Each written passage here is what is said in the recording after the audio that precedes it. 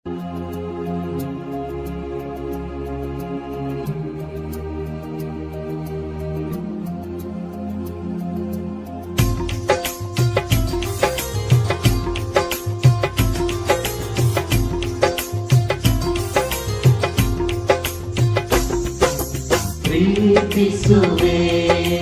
ಇನ್ನೂ ಹೆಚ್ಚಾಗಿ, ಆರಾಧಿಸುವೆ ಇನ್ನೂ ದಾಹದಿ. ಪ್ರೀತಿಸುವೆ ಇನ್ನೂ ಹೆಚ್ಚಾಗಿ, ಆರಾಧಿಸುವೆ ಇನ್ನೂ ದಾಹದಿ. ಪೂರ್ಣ ಮನಸ್ಸಿಂದ ಆರಾಧಿಸುವೆ, ಪೂರ್ಣ ಬಲದಿಂದ ಪ್ರೀತಿಸುವೆ. ಆರಾಧನೆ ಆರಾಧನೆ ಆರಾಧನೆ ಆರಾಧನೆ ಆರಾಧನೆ ಆರಾಧನೆ ಆರಾಧನೆ ಆರಾಧನೆ.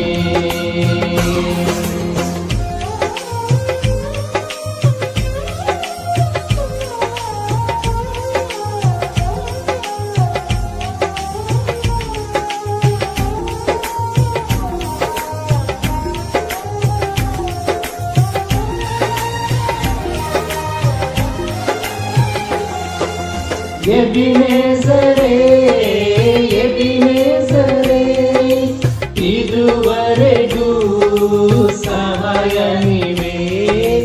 ಎಬಿನೆಜರೇ ಎಬಿನೆಜರೇ, ಇದುವರೆಗೂ ಸಹಾಯ ನೀವೇ. ಇದುವರೆಗೂ ಸಹಾಯ ನೀವೇ. ನನ್ನ ಪೂರ್ಣ ಮನಸ್ಸಿಂದ ಆರಾಧಿಸುವೆ, ಪೂರ್ಣ ಬಲದಿಂದ ಪ್ರೀತಿಸುವೆ. ಆರಾಧನೆ ಆರಾಧನೆ ಆರಾಧನೆ ಆರಾಧನೆ.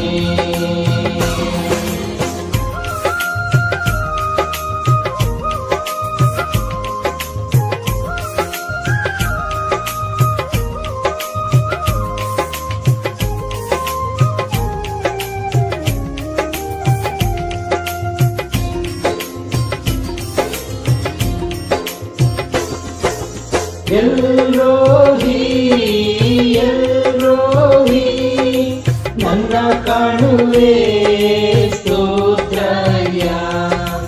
ಎಲ್ರೋಹಿ ಎಲ್ರೋಹಿ, ನನ್ನ ಕಾಣುವೆ ಸ್ತೋತ್ರಯ್ಯ.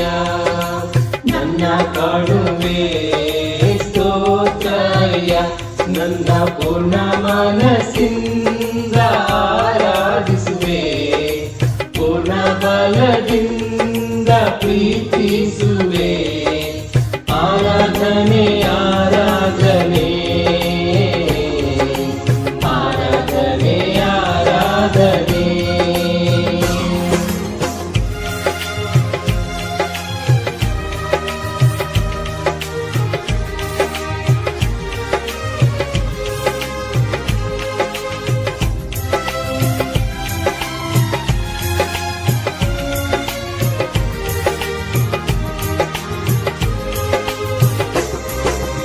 ಯೆಹೋವ ರಫಾ ಯೆಹೋವ ರಫಾ, ಆರೋಗ್ಯ ನೀಡಿರುವೆ. ಯೆಹೋವ ರಫಾ ಯೆಹೋವ ರಫಾ, ಆರೋಗ್ಯ ನೀಡಿರುವೆ. ಆರೋಗ್ಯ ನೀಡಿರುವೆ. ನನ್ನ ಪೂರ್ಣ ಮನಸ್ಸಿಂದ ಆರಾಧಿಸುವೆ, ಪೂರ್ಣ ಬಲದಿಂದ ಪ್ರೀತಿಸುವೆ. ಆರಾಧನೆ ಆರಾಧನೆ ಆರಾಧನೆ ಆರಾಧನೆ. ಪ್ರೀತಿಸುವೆ ಇನ್ನೂ ಹೆಚ್ಚಾಗಿ, ಆರಾಧಿಸುವೆ ಇನ್ನೂ ದಾಹದಿ. ಪ್ರೀತಿಸುವೆ ಇನ್ನೂ ಹೆಚ್ಚಾಗಿ, ಆರಾಧಿಸುವೆ ಜಾಹದಿ ಪೂರ್ಣ ಮನಸ್ಸಿಂದ ಆರಾಧಿಸುವೆ ಪೂರ್ಣ ಬಲದಿಂದ ಪ್ರೀತಿಸುವೆ ಪೂರ್ಣ ಮನಸ್ಸಿಂದ ಆರಾಧಿಸುವೆ ಪೂರ್ಣ ಬಲದಿಂದ ಪ್ರೀತಿಸುವೆ ಆರಾಧನೆ ಆರಾಧನೆ ಆರಾಧನೆ ಆರಾಧನೆ ಆರಾಧನೆ ಆರಾಧನೆ ಆರಾಧನೆ ಆರಾಧನೆ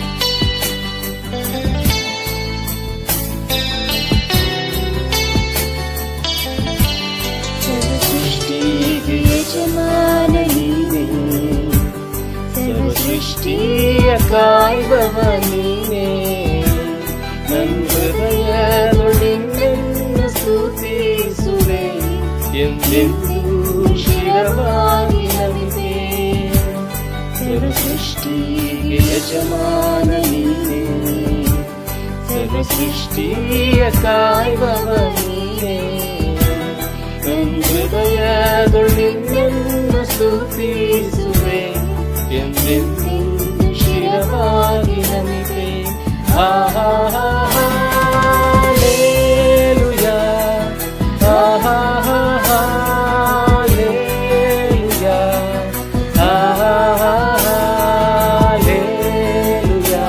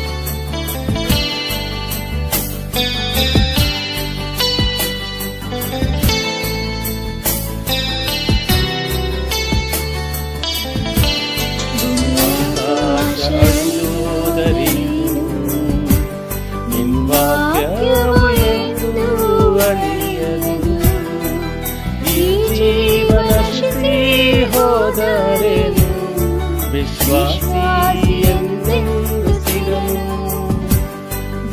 ಆಕಾಶ ಅಳಿಯೋದರೇನು ನಿಮ್ಮ ವಾಕ್ಯವು ಎಂದು ಅಳಿಯುವುದು ಈ ಜೀವ ನಶಿಸಿ ಹೋದರೇನು ವಿಶ್ವಾಸಿ ಎಂದೆಂದು ಸ್ಥಿರನು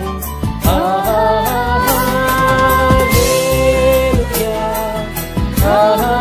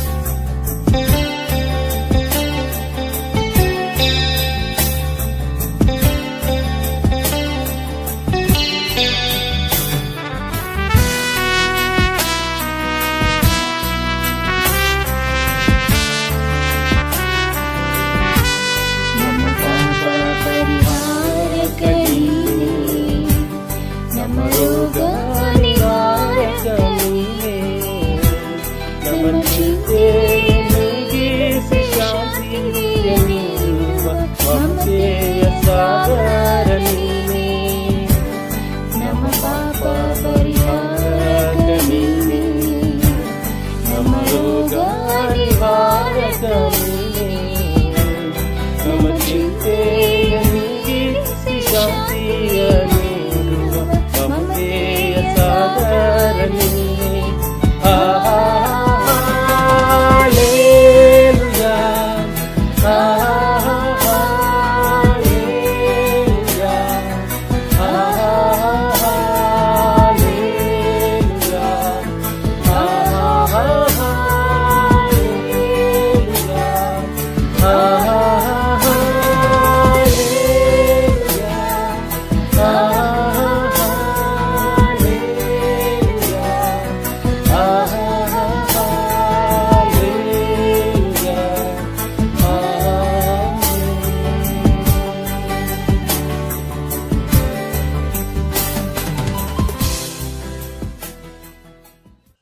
ನಿಮ್ಮೆಲ್ಲರಿಗೂ ನಮಸ್ಕಾರಗಳು ಸಹೋದರ ಸಹೋದರರೇ ಮತ್ತು ಸ್ನೇಹಿತರೆ. ನನಗೆ ಬಹಳ ಸಂತೋಷ ಆಗ್ತದೆ ನಿಮ್ಮನ್ನೆಲ್ಲರನ್ನು ಸ್ವಾಗತಿಸೋದಕ್ಕೆ, ದೇವರ ವಾಕ್ಯವನ್ನು ಕೇಳೋದಕ್ಕೆ. ನಾವು ಖಂಡಿತ ದೇವರು ಇವತ್ತು ಅದ್ಭುತವಾಗಿ ನಮ್ಮನ್ನು ಆಶೀರ್ವಾದ ಮಾಡಲಿದ್ದಾರೆ. ಯಾಕೆ ನಾವೆಲ್ಲರೂ ದೇವರ ವಾಕ್ಯವನ್ನು ಭಯಭಕ್ತಿಯಿಂದ ಕೇಳ್ತಾ ಇದ್ವಿ, ಅದಕ್ಕಾಗಿ ಅಲ್ವಾ. ನಾವು ಇವತ್ತು ನಿಮ್ಮೆಲ್ಲರನ್ನೂ ಸ್ವಾಗತಿಸ್ತೇನೆ ಭಾರತೀಯ ಕ್ರೈಸ್ತ ಸಭೆ ಕನ್ನಡ ಆನ್ಲೈನ್ ಮಿನಿಸ್ಟ್ರಿಗೆ. ನಾವು ಪ್ರತಿ ವಾರ ತಪ್ಪದೆ ನೋಡಿ ಆತ್ಮೀಯವಾಗಿ ಬೆಳೆಯೋದಕ್ಕೆ ಎಲ್ಲ ಪ್ರಯಾಸ ಪಡುವಂಥ ಶಿಷ್ಯರೇ ಮತ್ತು ಅನೇಕ ಸ್ನೇಹಿತರೇ, ನಿಮಗೆ ದೇವರು ಆಶೀರ್ವಾದ ಮಾಡಲಿ, ದೇವರು ನಿಮ್ಮನ್ನು ಇನ್ನೂ ಹೆಚ್ಚಾಗಿ ಬೆಳೆಸಲಿ ಅಂತ ನಾನು ನಿಮ್ಮಲ್ಲಿ ದೇವರಿಗೆ ಮೊರೆ ಇಡ್ತೀನಿ. ನಾವು ಈ ಸಮಯದಲ್ಲಿ ನಾವು ಈ ಕೂಟವನ್ನು ಪ್ರಾರಂಭಿಸೋದಕ್ಕಿಂತ ಮುಂಚೆ ವಚನವನ್ನು ಓದಿ ಪ್ರಾರಂಭ ಮಾಡೋಣ. ಇವತ್ತಿನ ವಚನ ದಾನಿಯೇಲ್ ಬರೆದ ಪುಸ್ತಕ 6ನೇ ಅಧ್ಯಾಯ 25 ಓದೋಣ. ದಾನಿಯೇಲ್ 6:25. ನಾನಂತೀನಿ ಎಲ್ಲರೂ ಇದ್ರ ಬಗ್ಗೆ ಗೊತ್ತಿದೆ, ಆದರೆ ನನಗೆ ಬಹಳ ಇಷ್ಟವಾದ ಒಂದು ವಚನ ಇದು. ಆಗ ರಾಜನಾದ ದಾರ್ಯಾವೇಷನು ಲೋಕದಲ್ಲೆಲ್ಲ ವಾಸಿಸುವ ಸಕಲ ಜನಾಂಗ ಕುಲ ಭಾಷೆಗಳವರಿಗೆ ಈ ಪ್ರಸಿದ್ಧ ಪತ್ರವನ್ನು ಬರೆಯಿಸಿದನು. ನಿಮಗೆ ಸುಖವು ಹೆಚ್ಚೆಚ್ಚಾಗಲಿ. ನಾನಾಳುವ ರಾಜ್ಯದವರೆಲ್ಲರೂ ದಾನಿಯೇಲನ ದೇವರಿಗೆ ಭಯಭಕ್ತಿಯಿಂದ ನಡೆದುಕೊಳ್ಳಬೇಕೆಂದು ಆಜ್ಞಾಪಿಸುತ್ತೇನೆ. ಆತನೇ ಜೀವ ಸ್ವರೂಪನಾದ ಸನಾತನ ದೇವರು. ಆತನ ರಾಜ್ಯವು ಎಂದಿಗೂ ಅಳಿಯದು. ಆತನ ಆಳ್ವಿಕೆಯು ಶಾಶ್ವತವಾಗಿರುವುದು. ಆತನು ಉದ್ಧರಿಸುವವನು, ರಕ್ಷಿಸುವವನು, ಭೂಮಿ ಆಕಾಶದಲ್ಲಿ ಅದ್ಭುತ ಮಹತ್ ಕಾರ್ಯಗಳನ್ನು ನಡೆಸುವವನು ಆಗಿದ್ದಾನೆ. ಆತನೇ ದಾನಿಯೇಲನ ಸಿಂಹಗಳ ಕೈಯಿಂದ ತಪ್ಪಿಸಿದನು. ಈ ದಾನಿಯೇಲನು ದಾರ್ಯಾವೇಷನ ಆಳ್ವಿಕೆಯಲ್ಲಿಯೂ ಪಾರಸ್ಯನಾದ ಕೋರೆಷನ ಆಳ್ವಿಕೆಯಲ್ಲಿಯೂ ಘನವಂತನಾಗಿ ಬಾಳಿದನು. ಪ್ರೀತಿಯ ಸಹೋದರ ಸಹೋದರರೇ, ನೋಡುವಾಗ ನಾವು ಎಂಥ ಅದ್ಭುತವಾದ ದೇವ್ರನ್ನ ಆರಾಧಿಸ್ತಾ ಇದ್ದೇವೆ ಅಂದರೆ, ನಾವು ದೇವರು ಯಾವಾಗಲೂ ಕೂಡ ನೋಡುವಾಗ ನಮ್ಮನ್ನು ಅವರ ಕುಟುಂಬದಲ್ಲಿ ಇರಬೇಕಂತ ಬಯಸ್ತಾರೆ, ಅವರ ಸನ್ನಿಧಿಯಲ್ಲಿ ಇರಬೇಕಂತ ಬಯಸ್ತಾರೆ. ಇಲ್ಲಿ ದಾರ್ಯಾವೇಷನು ಎಷ್ಟು ಕಠೋರವಾಗಿದ್ದ ಅಂದರೆ, ಒಂದು ದೇವರಿಗೆ ವಿರೋಧವಾಗಿ ನಡೆಯುವಂಥ ಮನುಷ್ಯನಾಗಿದ್ದ, ರಾಜನಾಗಿದ್ದ. ಆದರೆ ದಾನಿಯೇಲ್ ಉದಾಹರಣೆಯನ್ನು ನೋಡಿಬಿಟ್ಟು, ದೇವರ ಒಂದು ಶಕ್ತಿನ ನೋಡಿಬಿಟ್ಟು, ದೇವರು ಇದಕ್ಕೆಲ್ಲ ಇಷ್ಟೆಲ್ಲ ಸಾಮರ್ಥ್ಯ ದೇವರಿಗಿದೆಯಾ ಅಂತ ಗೊತ್ತಾಗ್ಬಿಟ್ಟು ಅವನೇನು ಮಾಡ್ತಾರೆ ಅಂದರೆ, ಇಡೀ ಅವರ ರಾಜ್ಯಕ್ಕೆ ಮತ್ತು ಕುಲೆ ಭಾಷೆಗಳನ್ನು ಎಲ್ಲರಿಗೂ ಕೂಡ ಅವ್ರು ಏನು ಹೇಳಿದ್ರಂದರೆ, ನಾವೆಲ್ಲರೂ ದಾನಿಯೇಲನ ದೇವರನ್ನ ಆರಾಧಿಸ್ತಾ ಇದ್ದೀವಿ. ಎಷ್ಟು ಸಂತೋಷದ ಸುದ್ದಿ ಏನಂದರೆ, ನಾವು ಇವತ್ತು ಅದೇ ದೇವರನ್ನ ಆರಾಧಿಸ್ತಾ ಇದ್ವಿ. ದೇವರು ಖಂಡಿತ ನಮ್ಮ ಮಧ್ಯದಲ್ಲಿ ಕೂಡ ಅದ್ಭುತ ಮಾಡೋರಾಗಿದ್ದಾರೆ. ನಾವು ಇವತ್ತು ಕೂಡ ದೇವರು ನಮ್ಮ ಜೀವನದಲ್ಲಿ ಅದ್ಭುತ ಮಾಡ್ತಾರೆ. ಹೇಗೆ? ಅವ್ರ ವಾಕ್ಯವನ್ನು ತಿಳಿಸಿ ನಾವು ಏನು ಕಲಿಬೇಕು ಅಂತ ನಮಗೆ ಹೇಳ್ಕೊಡುವಂಥರಾಗಿದ್ದಾರೆ. ಅದಕ್ಕಾಗಿ ನಿಮ್ಮೆಲ್ಲರೂ ಪ್ರೇರೇಪಿಸ್ತಾ ಇದ್ದೀನಿ. ನಾವು ಅಂಥ ದೇವ್ರನ್ನ ಆರಾಧಿಸ್ತಾ ಇದ್ದೀವಿ ಅಂತ. ದಾನಿಯೇಲನ ಸಿಂಹದ ಬಾಯಿಂದ ಹೊರಗಡೆ ತೊಂಬಂದ ದೇವ್ರನ್ನ ಆರಾಧಿಸ್ತಾ ಇದ್ದೀವಿ. ಶದ್ರಕ್ ಮೆಷಕ್ ಅಬೇದ್ನೆಗೋ ಬೆಂಕಿಯಿಂದ ಹೊರಗಡೆ ತೊಂಬಂದಂಥ ಅನ್ನೋ ದೇವ್ರನ್ನ ನಾವು ಆರಾಧಿಸ್ತಾ ಇದ್ದೀವಿ. ನಾವೆಲ್ಲರೂ ಉತ್ಸಾಹವಾಗಿರೋಣ, ಭಯ ಭಕ್ತಿಯಿಂದ ಸಂದೇಶವನ್ನು ಕೇಳೋಣ. ಖಂಡಿತ ದೇವರು ಒಂದು ವಿಷಯ ನಿಮಗೆ ತಿಳಿಪಡಿಸ್ತಾರೆ. ಇವತ್ತು ನೀವು ಗಮನದಿಂದ ಕೇಳೋದಾದರೆ, ನಿಮ್ಮ ಗಮನ ಸರಿ ಇಲ್ಲ ಅಂದರೆ ದೇವರು ಹೇಳುವಂಥ ಮಾತು ನಿಮ್ಮ ಕಿವಿಗೆ ಬೀಳುವುದಿಲ್ಲ.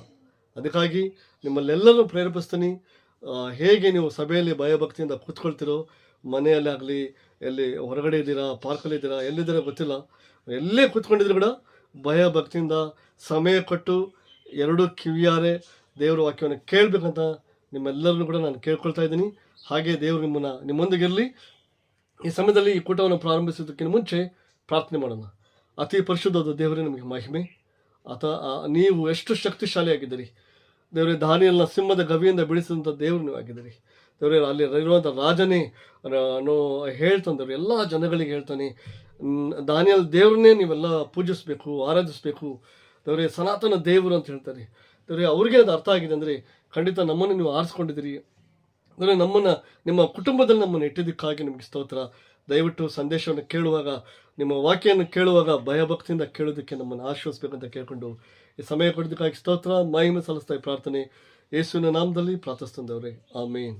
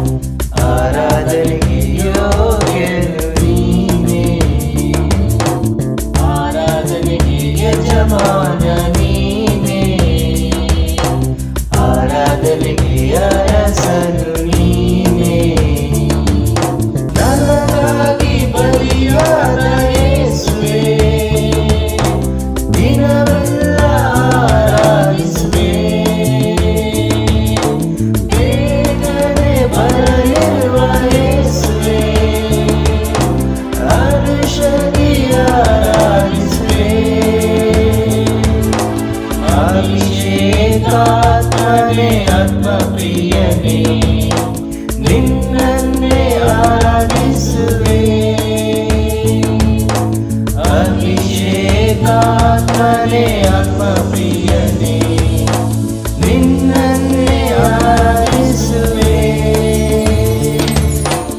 ಆರಾಧನೆ ನಾಯಕ ನೀನೇ ಆರಾಧನೆಗೆ ಯೋಗ್ಯನು ನೀನೇ ಆರಾಧನೆಗೆ ಯಜಮಾನ ನೀನೇ ಆರಾಧನೆಗೆ ಅರಸನು ನೀನೇ ಜೀವಿಸುವ ಕಾಲವೆಲ್ಲ ನಿನ್ನನ್ನೇ ಆರಾಧಿಸುವೆ ಅದು ಜೀವಿಸುವ ಕಾಲವೆಲ್ಲ ನಿನ್ನನ್ನೇ ಆರಾಧಿಸುವೆ ಆರಾಧನೆ ನಾಯಕ ನೀನೇ ಆರಾಧನೆಗೆ ಯೋಗ್ಯನು ನೀನೇ ಆರಾಧನೆಗೆ ಯಜಮಾನ ನೀನೇ.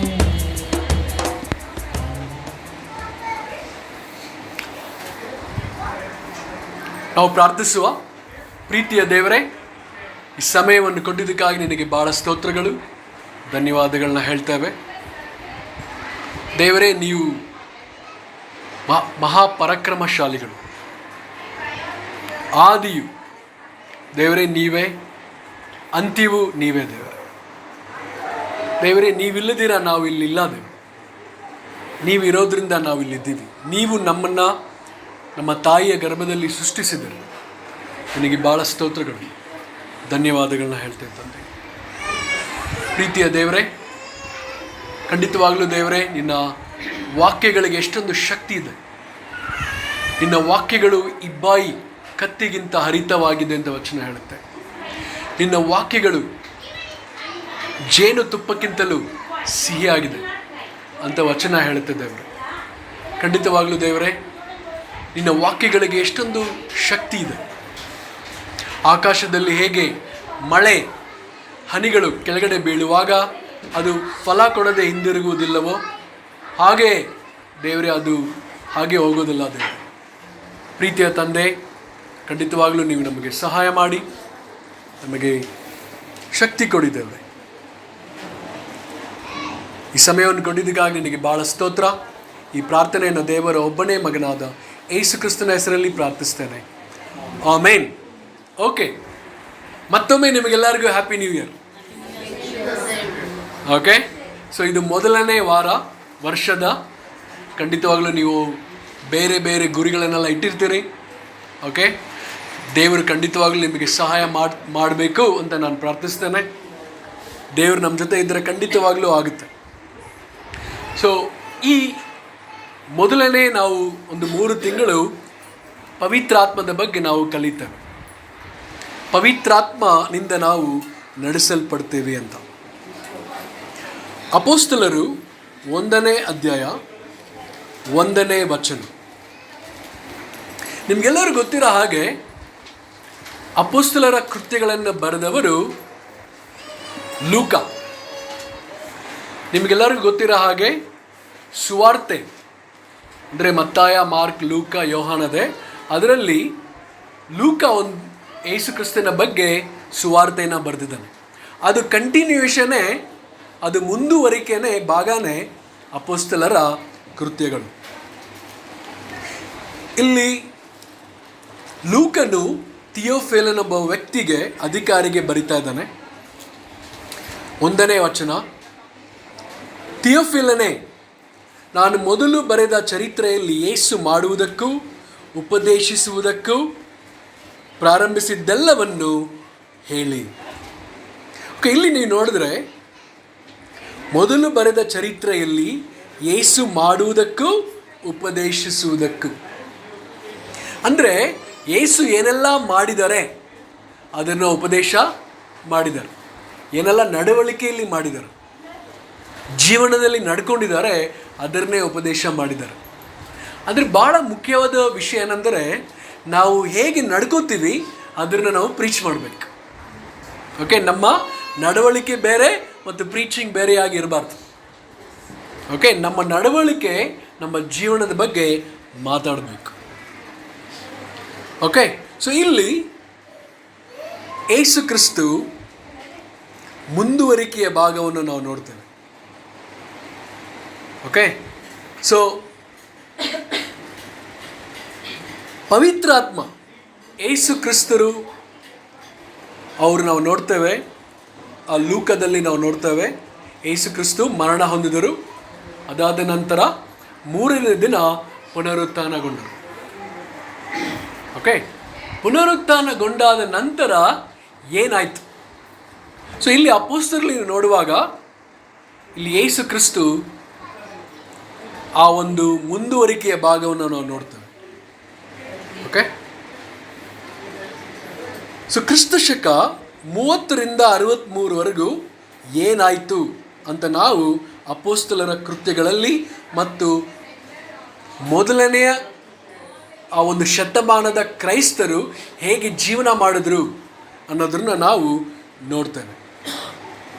ಹೇಗೆ ಅವರು ಪವಿತ್ರಾತ್ಮನಿಂದ ನಡೆಸಲ್ಪಟ್ಟರು ಅನ್ನೋದನ್ನು ನಾವು ನೋಡ್ತೇವೆ. ಓಕೆ, ಸೊ ಇನ್ನೊಂದು ವಿಷಯ, ಒಬ್ರು ಹೇಳ್ತಾರೆ ಯೇಸು ಕ್ರಿಸ್ತು ಮೇಲೆ ಹೋದರು, ಪವಿತ್ರಾತ್ಮನು ಕೆಳಗಡೆ ಬಂದ ಮತ್ತು ಶಿಷ್ಯರು ಬೇರೆ ಬೇರೆ ಊರುಗಳಿಗೆ ಹೋಗಿ ಸುವಾರ್ತೆಯನ್ನು ಸಾರಿದ್ರು. ಮೇಲೆ ಹೋದರು, ಕೆಳಗಡೆ ಬಂದರು, ಇವರೆಲ್ಲರೂ ಹೊರಗಡೆ ಹೋದರು. ಸೊ ಇದು ಯಾರೋ ಒಬ್ರು ಹೇಳ್ತಾರೆ Jesus went up, Holy Spirit came down and the disciples went out. So ಇದು ನಡೆದಿತ್ತು. 1ನೇ ಅಧ್ಯಾಯ 8ನೇ ವಚನದಲ್ಲಿ ನಾವು ನೋಡೋದಾದರೆ, ಆದರೆ ಪವಿತ್ರಾತ್ಮ ನಿಮ್ಮ ಮೇಲೆ ಬರಲು ನೀವು ಬಲವನ್ನು ಹೊಂದಿ ಯೆರೂಸಲೇಮಿನಲ್ಲಿಯೂ ಎಲ್ಲ ಯೂದಾಯ ಸಮಾರ್ಯ ಸೀಮೆಗಳಲ್ಲಿಯೂ ಭೂಲೋಕದ ಕಟ್ಟಕಡೆವರೆಗೂ ನನಗೆ ಆಗಿರಬೇಕು ಅಂದನು. ಸೊ ಇಲ್ಲಿ ಪವಿತ್ರಾತ್ಮ ಬರುತ್ತೆ ಶಿಷ್ಯರ ಮೇಲೆ. ಆವಾಗ ಶಿಷ್ಯರು ಬಲವನ್ನು ಹೊಂದ್ತಾರೆ. ಬಲವನ್ನು ಹೊಂದಿದ ಮೇಲೆ ಏನಾಗುತ್ತೆ, ಅವರೆಲ್ಲರೂ ಕೂಡ ಸುವಾರ್ತೆಯನ್ನು ಸಾರಕ್ಕೆ ಹೋಗ್ತಾರೆ. ಮೊದಲು ಯೆರೂಸಲೇಮಲ್ಲಿ, ಆಮೇಲೆ ಯೂದಾಯದಲ್ಲಿ, ಓಕೆ, ಯೂದಾಯ, ಸಮಾರ್ಯ ಮತ್ತು ಇಡೀ ಪ್ರಪಂಚ ಎಲ್ಲ ಕಡೆಗಳಲ್ಲಿ ಸುವಾರ್ತೆಯನ್ನು ಸಾರ್ತಾರೆ. ಓಕೆ, ಸೊ ನಾವು ನೋಡುವಾಗ ಅಪೊಸ್ತಲರು 1ರಿಂದ 7ವರೆಗೂ ಯೆರೂಸಲೇಮಿನಲ್ಲಿ ಮಾತ್ರನೇ ಸುವಾರ್ತೆಯನ್ನು ಸಾರ್ತಾರೆ. 8ರಿಂದ 12 ಅಧ್ಯಾಯಗಳು ನೋಡುವಾಗ ಸಮಾರ್ಯದಲ್ಲಿ ಸುವಾರ್ತೆಯನ್ನು ಸಾರ್ತಾರೆ. 8ರಿಂದ 12. ಅದಾದ ನಂತರ 13 ಅಪೊಸ್ತಲರು 13ರಿಂದ 28 ಅಧ್ಯಾಯದಲ್ಲಿ ನಾವು ನೋಡುವಾಗ ಪ್ರಪಂಚದ ಎಲ್ಲ ಕಟ್ಟಕಡೆಗಳಲ್ಲಿ ಸುವಾರ್ತೆಯನ್ನು ಸಾರಲ್ಪಡ್ತಾರೆ. ಓಕೆ, 1ರಿಂದ 7 ಯೆರೂಸಲೇಮಿನಲ್ಲಿ ಸುವಾರ್ತೆ ಸಾರ್ತಾರೆ. ಆಮೇಲೆ 8ರಿಂದ 12 ಸಮಾರ್ಯದಲ್ಲಿ, ಆಮೇಲೆ 13ರಿಂದ 28 ಅಧ್ಯಾಯಗಳಲ್ಲಿ ಪ್ರಪಂಚದ ಎಲ್ಲ ಕಟ್ಟಕಡೆಗಳಲ್ಲಿ ಸುವಾರ್ತೆಯನ್ನು ಸಾರದು ನಾವು ನೋಡ್ತೇವೆ. ನಾವು ಓದುವ 1ರಿಂದ 11ನೇ ವಚನ. ಥಿಯೋಫಿಲನೇ, ನಾನು ಮೊದಲು ಬರೆದ ಚರಿತ್ರೆಯಲ್ಲಿ ಯೇಸು ಮಾಡುವುದಕ್ಕೂ ಉಪದೇಶಿಸುವುದಕ್ಕೂ ಪ್ರಾರಂಭಿಸಿದ್ದೆಲ್ಲವನ್ನು ಹೇಳಿ ತಾನು ಆರಿಸಿಕೊಂಡಿದ್ದ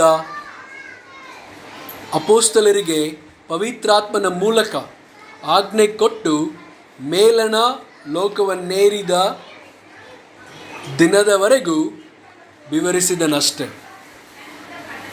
ಆತನು ಬಾಧೆಪಟ್ಟು ಸತ್ತ ಮೇಲೆ ತನ್ನನ್ನು ಜೀವಂತನೆಂದು ಅನೇಕ ಪ್ರಮಾಣಗಳಿಂದ ಅಪೊಸ್ತಲರಿಗೆ ತೋರಿಸಿಕೊಂಡನು. 40 ದಿವಸಗಳ ತನಕ ಅವರಿಗೆ ಕಾಣಿಸಿಕೊಳ್ಳುತ್ತಾ ದೇವರ ರಾಜ್ಯದ ವಿಷಯವಾದ ಸಂಗತಿಗಳನ್ನು ಹೇಳುತ್ತಾ ಇದ್ದನು. ಹೀಗಿರಲಾಗಿ ಆತನು ಅವರೊಂದಿಗೆ ಕೂಡಿದ್ದಾಗೆ ಅವರಿಗೆ, ಯೋಹಾನನಂತೂ ನೀರಿನಲ್ಲಿ ದೀಕ್ಷಾಸ್ನಾನ ಮಾಡಿಸಿದನು, ನಿಮಗಾದರೂ ಇನ್ನೂ ಸ್ವಲ್ಪ ದಿವಸಗಳೊಳಗಾಗಿ ಪವಿತ್ರಾತ್ಮದಲ್ಲಿ ಸ್ನಾನವಾಗುವುದು. ಆದ ಕಾರಣ ನೀವು ಯೆರೂಸಲೇಮನ್ನು ಬಿಟ್ಟು ಹೋಗದೆ ತಂದೆ ಮಾಡಿದಂಥ ನೀವು ನನ್ನಿಂದ ಕೇಳಿದಂಥ ವಾಗ್ದಾನಕ್ಕೆ ಕಾದುಕೊಂಡಿರಿ ಎಂದು ಅಪ್ಪಣೆ ಕೊಟ್ಟನು. ಕೂಡಿ ಬಂದವರು ಆತನನ್ನು, ಸ್ವಾಮಿ, ನೀನು ಇದೇ ಕಾಲದಲ್ಲಿ ಇಸ್ರೇಲ್ ಜನರಿಗೆ ರಾಜ್ಯವನ್ನು ತಿರುಗಿ ಸ್ಥಾಪಿಸಿಕೊಡುವೆಯೋ ಎಂದು ಕೇಳಲು ಆತನು ಅವರಿಗೆ, ತಂದೆಯು ಸ್ವಂತ ಅಧಿಕಾರದಲ್ಲಿಟ್ಟುಕೊಂಡಿರುವ ಕಾಲಗಳನ್ನು ಸಮಯಗಳನ್ನು ತಿಳುಕೊಳ್ಳುವುದು ನಿಮ್ಮ ಕೆಲಸವಲ್ಲ. ಆದರೆ ಪವಿತ್ರಾತ್ಮ ನಿಮ್ಮ ಮೇಲೆ ಬರಲು ನೀವು ಬಲವನ್ನು ಹೊಂದಿ ಯೆರೂಸಲೇಮಿನಲ್ಲಿಯೂ ಎಲ್ಲ ಯೂದಾಯ ಸಮಾರ್ಯ ಸೀಮೆಗಳಲ್ಲಿಯೂ ಭೂಲೋಕದ ಕಟ್ಟಕಡೆಯವರೆಗೂ ನನಗೆ ಸಾಕ್ಷಿಗಳಾಗಿರಬೇಕು ಅಂದನು. ಈ ಮಾತುಗಳನ್ನು ಹೇಳಿದ ಬಳಿಕ ಅವರು ನೋಡುತ್ತಾ ಇದ್ದ ಹಾಗೆ ಆತನು ಏರಿಸಲ್ಪಟ್ಟನು. ಮೋಡವು ಆತನನ್ನು ಕವಿದುಕೊಂಡಿದ್ದರಿಂದ ಅವರ ಕಣ್ಣಿಗೆ ಮರೆಯಾದನು. ಆತನು ಹೋಗುತ್ತಿರುವಾಗ ಅವರು ಆಕಾಶದ ಕಡೆಗೆ ದೃಷ್ಟಿಸಿ ನೋಡುತ್ತಾ ಇರಲಾಗಿ ಶುಭ್ರ ವಸ್ತ್ರಧಾರಿಗಳಾದ 2 ಪುರುಷರು ಫಕ್ಕನೆ ಅವರ ಹತ್ತಿರ ನಿಂತುಕೊಂಡು, ಗಲಿಲಾಯದವರೇ, ನೀವು ಯಾಕೆ ಆಕಾಶದ ಕಡೆಗೆ ನೋಡುತ್ತಾ ನಿಂತಿದ್ದೀರಿ? ನಿಮ್ಮ ಬಳಿಯಿಂದ ಆಕಾಶದೊಳಕ್ಕೆ ಸೇರಿಸಲ್ಪಟ್ಟಿರುವ ಈ ಯೇಸು ಯಾವ ರೀತಿಯಲ್ಲಿ ಆಕಾಶದೊಳಕ್ಕೆ ಹೋಗಿರುವುದನ್ನು ನೀವು ಕಂಡಿರೋ ಅದೇ ರೀತಿಯಲ್ಲಿ ಬರುವನು ಎಂದು ಹೇಳಿದರು. ಸೊ ಇಲ್ಲಿ ನಾವೇನು ನೋಡ್ತೀವಿ? ಲೂಕನು ಯೇಸು ಕ್ರಿಸ್ತು ಸತ್ತಾದ ನಂತರ ಅವರು ಪುನರುತ್ಥಾನ ಹೊಂದಿದರು.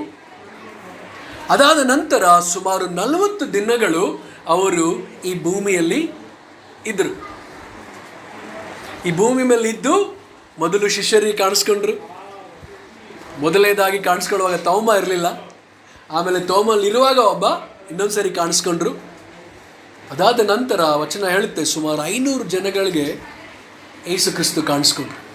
ಅಂದರೆ ಇವರೆಲ್ಲರೂ ಕೂಡ ಐ ವಿಟ್ನೆಸಸ್.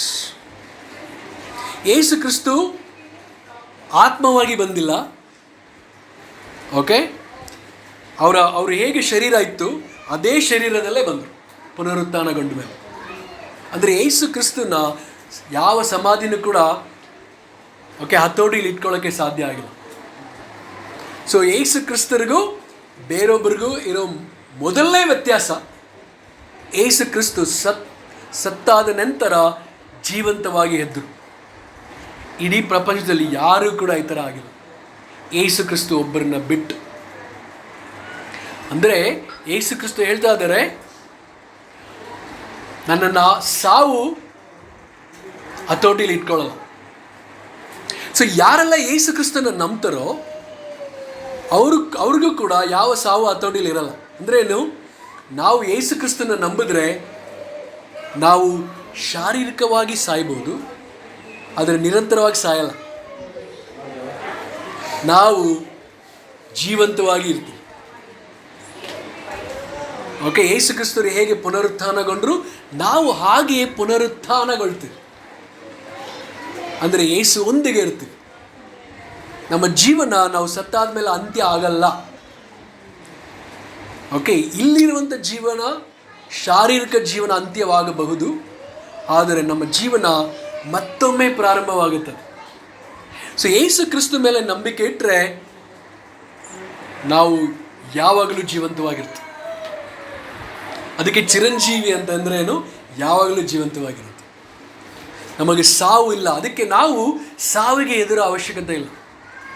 ಯಾಕಂದರೆ ಯೇಸು ಕ್ರಿಸ್ತು ಸಾವನ್ನ ಗೆದ್ದಿದ್ದಾರೆ, ಮೃತ್ಯುಂಜಯ ಆಗಿದ್ದಾರೆ. ಮೃತ್ಯು ಅಂದರೆ ಸಾವು, ಜಯ ಅಂದರೆ ಸಾವನ್ನ ಗೆದ್ದಿದ್ದಾರೆ, ಅದಕ್ಕೆ ಮೃತ್ಯುಂಜಯ ಆಗಿದೆ. ಸೊ ನಾವೆಲ್ಲರೂ ಕೂಡ ಮೃತ್ಯುಂಜಯರು ಯೇಸು ಕ್ರಿಸ್ತನ ಮೇಲೆ ನಂಬಿಕೆ ಇಟ್ಟರೆ. ಸೊ ಇಲ್ಲಿ ನಾವು ಮತ್ತಾಯ ನೋಡ್ತೀವಿ, ಮಾರ್ಕ್ ನೋಡ್ತೀವಿ, ಲೂಕ್ ನೋಡ್ತೀವಿ, ಜಾನ್ ನೋಡ್ತೀವಿ. ಇವರೆಲ್ಲರೂ ಕೂಡ ಯೇಸು ಕ್ರಿಸ್ತು ಏನು ಅವರು ಪುನರುತ್ಥಾನಗೊಂಡ ಮೇಲೆ ಏನು ಹೇಳಿದ್ರು. ಓಕೆ, ಅದಾದ ನಂತರ ಅವರು 40 ದಿನಗಳು ಇದ್ದು ಮೋಡಗಳ ಮಧ್ಯದಲ್ಲಿ ಹೋದರು. ಓಕೆ, ಆ 40 ದಿನಗಳು ಇರುವಾಗ ಏನು ಹೇಳಿದ್ರು, ಆ ಹೋಗೋಕ್ಕಿಂತ ಮುಂಚೆ ಏನು ಹೇಳಿದ್ರು ಅಂತ ನಾವು ಈ ಸುವಾರ್ತೆಗಳಲ್ಲಿ ನಾವು ನೋಡ್ತೀವಿ. ಓಕೆ, ಸೊ ಯೇಸು ಕ್ರಿಸ್ತು 2000 ವರ್ಷಗಳಿಂದ ಬಂದಿರ್ಬೋದು, ಆದರೆ ಇದು ಕಟ್ಟು ಕತೆ ಅಲ್ಲ, ಇದು ನಿಜವಾಗಲೂ ನಡೆದದ್ದು. ಓಕೆ, ಸುಮಾರು 500 ಜನಗಳು ನೋಡಿದ್ದಾರೆ ಯೇಸು ಕ್ರಿಸ್ತು ಶರೀರವಾಗಿ ಬಂದಿರೋದನ್ನು ನೋಡಿದ್ದಾರೆ. ಇಲ್ಲಿ ಯೇಸು ಕ್ರಿಸ್ತು ಏನು ಹೇಳಿದೆ ಅಂದರೆ, ನೀವು ಇಲ್ಲೇ ಇರಬೇಕು. ಇಲ್ಲಿ ಯೆರೂಸಲೇಮಿನಲ್ಲಿ ಇರಬೇಕು. ಯಾಕಂದರೆ ನಾನು ಹೋಗಿ ಯಾರನ್ನ ಕಳಿಸ್ತೀನಿ? ಪವಿತ್ರಾತ್ಮರನ್ನು ಕಳಿಸ್ತೀನಿ. ಅಲ್ಲಿವರೆಗೂ ನೀವು ಇಲ್ಲೇ ಇರಬೇಕು ಯೆರೂಸಲೇಮಿನಲ್ಲಿ. ಸುಮಾರು ಎಲ್ಲ ಶಿಷ್ಯರ ಊರು ಗಲಿಲಯ ಆಗಿತ್ತು. ಯೇಸು ಕ್ರಿಸ್ತು ಗಲಿಲಯಾಗಿ ಹೋಗು ಅಂತ ಹೇಳಿಲ್ಲ, ಅಥವಾ ಬೇರೆ ಯಾವುದೋ ಊರಿಗೆ ಹೋಗೋಕೆ ಹೇಳಿಲ್ಲ. ಇಲ್ಲೇ ಇರ್ರಿ, ನಿಮಗೆ ಪವಿತ್ರಾತ್ಮ ಬರ್ತಾರೆ, ಅವ್ರು ನಿಮ್ಮ ಜೊತೆ ಇರ್ತಾರೆ. ಅವಾಗ ನೀವು ಹೋಗಿ, ಅವಾಗ ನಿಮಗೆ ಶಕ್ತಿ ಬರುತ್ತೆ, ಅವಾಗ ನೀವು ಹೋಗಿ ಸುವಾರ್ತೆಯನ್ನು ಸಾರ್ರಿ ಅಂತ ಹೇಳಿ. ನೀವೆಲ್ಲ ಯೋಚನೆ ಮಾಡಿ ನೋಡಿರ್ಬೋದು. ಅದು ಪೇತ್ರ ಆಗಿರ್ಬೋದು, ತೋಮ ಆಗಿರ್ಬೋದು, ಬೇರೆ ಬೇರೆ ಶಿಷ್ಯರಾಗಿರ್ಬೋದು, ಅವರೆಲ್ಲರೂ ನಮ್ಮ ಥರನೇ ಸಾಧಾರಣ ವ್ಯಕ್ತಿಗಳು. ಅವ್ರಿಗೆ ಭಾಳ ಬಲಹೀನತೆಗಳಿತ್ತು, ಶೋಧನೆಗಳಾಗ್ತಾ ಇತ್ತು. ಆದರೆ ಒಂದು ವಿಷಯ ನಾವು ನೋಡ್ತೀವಿ, ಪೇತ್ರ ಭಯ ಪಟ್ಬಿಟ್ಟ ಅಲ್ವಾ? ಅವನು ಹೇಳ್ದ ಯೇಸು ಕ್ರಿಸ್ತರಿಗೆ, ಯಾರು ಬಿಟ್ಟೋದ್ರು ನಾನು ಮಾತ್ರ ಇನ್ನು ಬಿಟ್ಟೋಗಲ್ಲ. ಅವಾಗ ಯೇಸು ಕ್ರಿಸ್ತ ಹೇಳಿದ್ರೆ, ನೀನು ನನ್ನ ನಿರಾಕರಿಸ್ತೆ. ಕೋಳಿ ಕೂಗಿನ ಮುಂಚೆ 3 ಸಾರಿ ನನ್ನ ನಿರಾಕರಿಸ್ತೆ. ಓಕೆ, ಎಲ್ಲರೂ ಬಿಟ್ಟೋದ್ರೆ ನಾನು ಮಾತ್ರ ಆ ಥರ ಮಾಡಲ್ಲ ಅಂತ. ಬಟ್ ಆದ್ರೆ ಯೇಸು ಕ್ರಿಸ್ತ ಹೇಳ್ದಂಗೆ ಮಾಡ್ದ. ಅದೇ ಥರ ಎಲ್ಲ ಶಿಷ್ಯರು ಯೇಸು ಕ್ರಿಸ್ತನ ಹಿಡಿದ ತಕ್ಷಣ ಏನಾಯಿತು? ಅವರು ಭಯಪಟ್ಟು ಎಲ್ಲ ಓಡೋಗ್ಬಿಟ್ರು, ಸಾವಿಗೆ ಎದುರಿ. ಆದರೆ ಈ ಶಿಷ್ಯರು ಪವಿತ್ರಾತ್ಮ ಬಂದ ಮೇಲೆ ಭಾಳ ವ್ಯತ್ಯಾಸವಾಗಿದ್ದರು.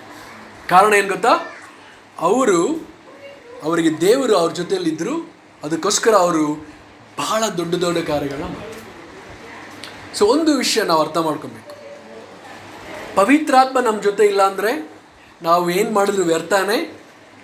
ಅದು ಭಾಳ ರಿಸಲ್ಟ್ ಬರಲ್ಲ, ಫಲ ಕೊಡಲ್ಲ. ನಾವು ನಮ್ಮ ಸ್ವಂತ ಶಕ್ತಿಯಿಂದ ಮಾಡಿದ್ರೆ ಯಾವುದೇ ಫಲ ದೊರೆಯಲ್ಲ. ಅದಕ್ಕೋಸ್ಕರ ನಾವು ಪವಿತ್ರಾತ್ಮ ಭರಿತರಾಗಿದ್ದರೆ ಅವಾಗೇನಾಗುತ್ತೆ? ಖಂಡಿತವಾಗ್ಲೂ ದೊಡ್ಡ ದೊಡ್ಡ ಕಾರ್ಯಗಳನ್ನ ಮಾಡ್ಬೋದು. ಯೇಸು ಕ್ರಿಸ್ತ ಹೇಳ್ತಾರೆ, ನಾನು ಮಾಡಿದ್ದೀನಲ್ಲ ಕಾರ್ಯಗಳು, ಅದಕ್ಕಿಂತ ಹೆಚ್ಚು ಕಾರ್ಯಗಳನ್ನ ನೀವು ಮಾಡ್ತೀರಿ. ಯಾಕೆಂದರೆ ನಾನು ನನ್ನ ತಂದೆ ಹತ್ರ ಹೋಗಿ ಪವಿತ್ರಾತ್ಮನನ್ನು ನಿಮ್ಮ ಜೊತೆಯಲ್ಲಿ ಇರಲಿಕ್ಕೆ ಕಳಿಸ್ತೇನೆ. ಸೊ ಅದಕ್ಕೆ ನಾವು ನೋಡ್ತೇವೆ ಶಿಷ್ಯರು ಏನೆಲ್ಲ ದೊಡ್ಡ ದೊಡ್ಡ ಕಾರ್ಯಗಳನ್ನ ಮಾಡ್ತಾರೆ ಅಂತ ನಾವು ನೋಡ್ತೇವೆ. ಸೊ ಅದಕ್ಕೆ ಯೇಸು ಕ್ರಿಸ್ತ ಹೇಳ್ತಾರೆ, ಪವಿತ್ರಾತ್ಮ ಬರೋಕ್ಕಿಂತ ಮುಂಚೆ ನೀವು ಎಲ್ಲೂ ಹೋಗಬೇಡ್ರಿ, ಏನು ಮಾಡಬೇಡ್ರಿ, ವೆಯ್ಟ್ ಮಾಡಿ ಪವಿತ್ರಾತ್ಮ ಹೊಂದಿದ ತಕ್ಷಣ ನೀವು ಮಾಡಿ.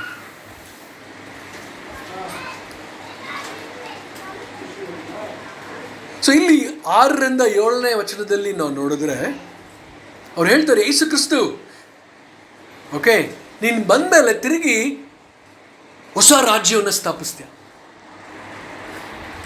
ಸೊ ನೀವೆಲ್ಲ ಅರ್ಥ ಮಾಡ್ಕೊಬೇಕು, ಇವರು ರೋಮನ್ ಚಕ್ರಾಧಿಪತ್ಯದ ಆ ಒಂದು ರಾಜ್ಯದ ಕೆಳಗಡೆ ಇದ್ದರು.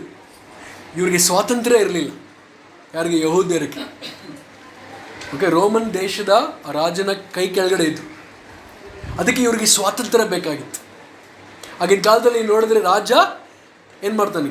ಯುದ್ಧವನ್ನು ಮಾಡಿ ಸ್ವಾತಂತ್ರ್ಯವನ್ನು ಕೊಡ್ತಾನೆ ಆ ರಾಜ್ಯಕ್ಕೆ.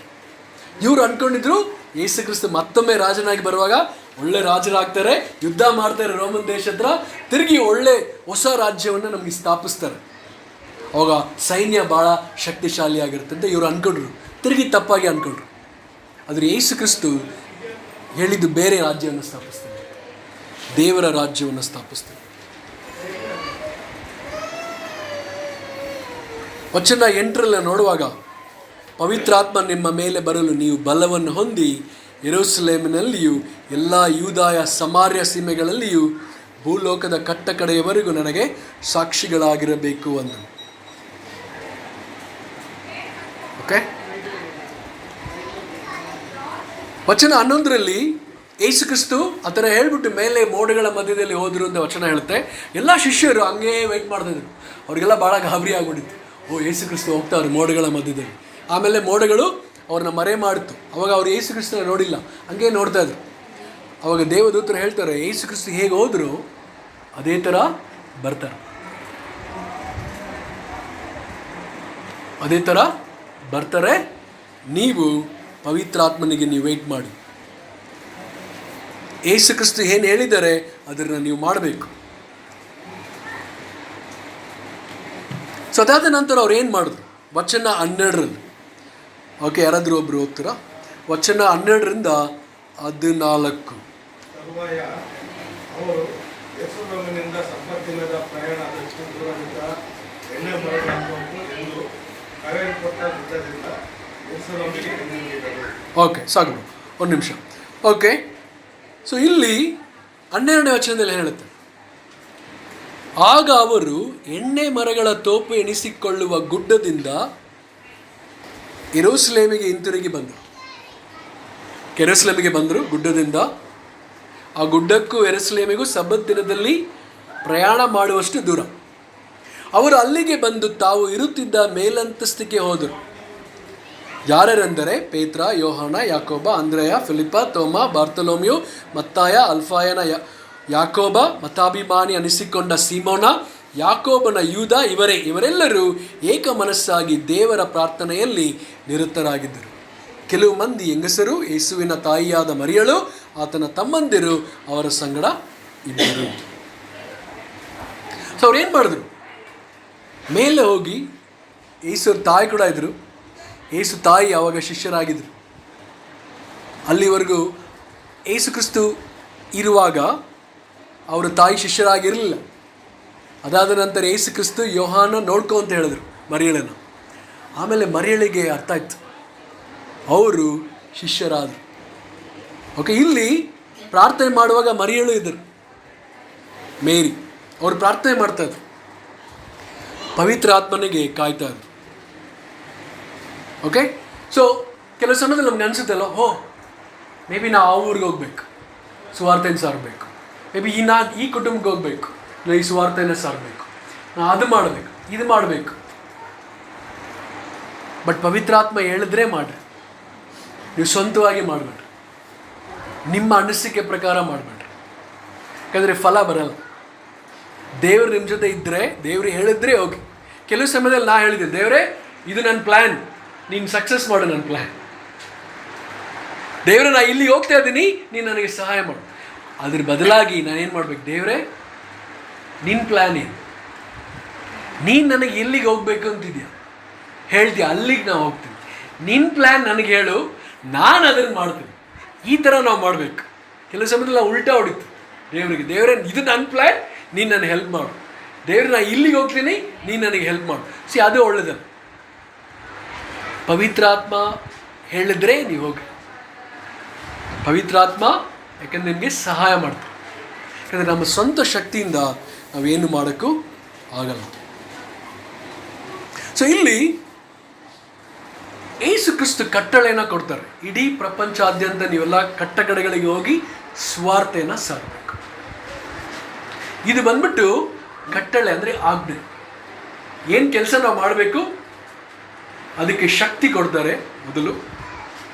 ಓಕೆ, ಯೇಸು ಕ್ರಿಸ್ತು ಕೆಲಸಕ್ಕೆ, ಓಕೆ, ಕೆಲಸ ಮಾಡೋಕ್ಕೆ ಅಧಿಕಾರ ಮತ್ತು ಕೆಲಸ ಮಾಡೋಕ್ಕೆ ಶಕ್ತಿ. ಇದು ಗ್ರೇಟ್ ಕಮಿಷನ್.